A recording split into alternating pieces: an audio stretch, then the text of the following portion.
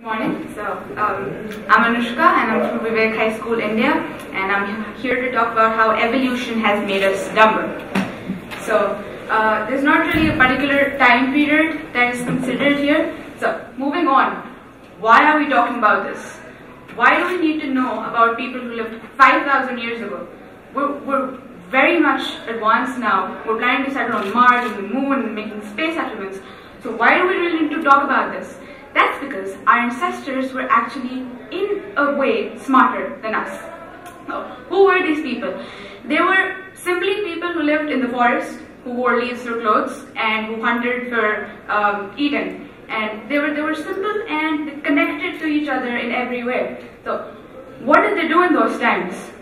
They were like, so I'm bored, so I might just go and meditate and sit under a tree, or maybe go find food, or or my clothes are old, so let me just go find that. So they knew the basics. How? How can you expect people living in forests, sitting on a tree and closing their eyes, to know things about the space?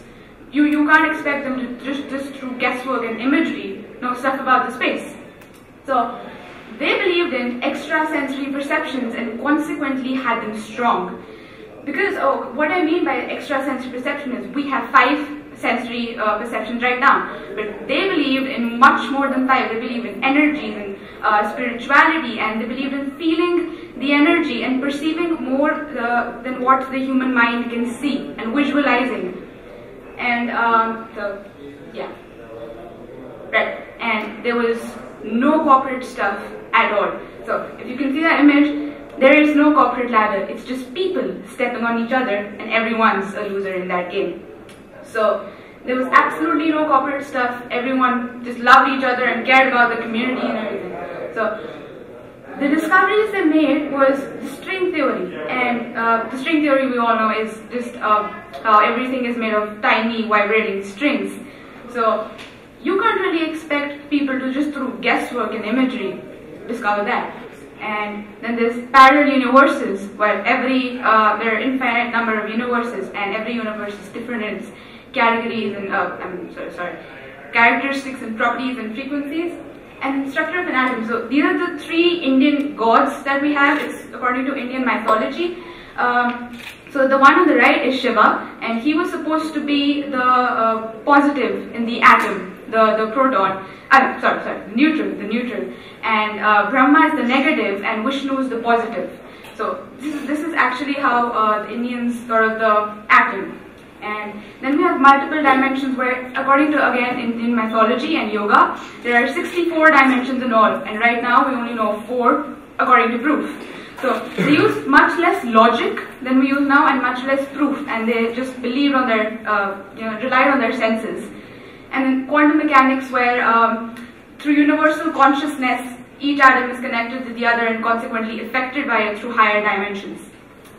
So why have we lost the power to sense all the dimensions? According to me, that's just because life has become much more complex than before.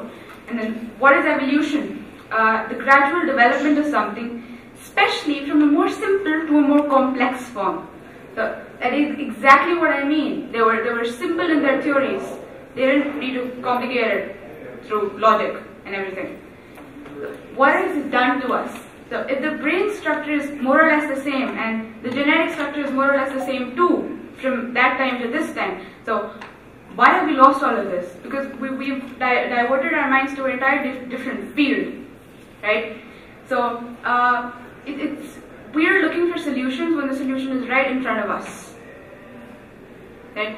And we've become more complex and lost the simpler versions of theories. What can we do? We can find the dimensions again and train our minds in different directions. You can, like, simple to complex and simple. So that's what I think it should be like, because we've gone in a completely different direction. I think if we go in another direction, it might be a whole new world. And then again, if we combine the two, it might be just amazing. So why are we dumb? Because history proves us to be. And so the next time we say, "We are the champions," nope. Thank you.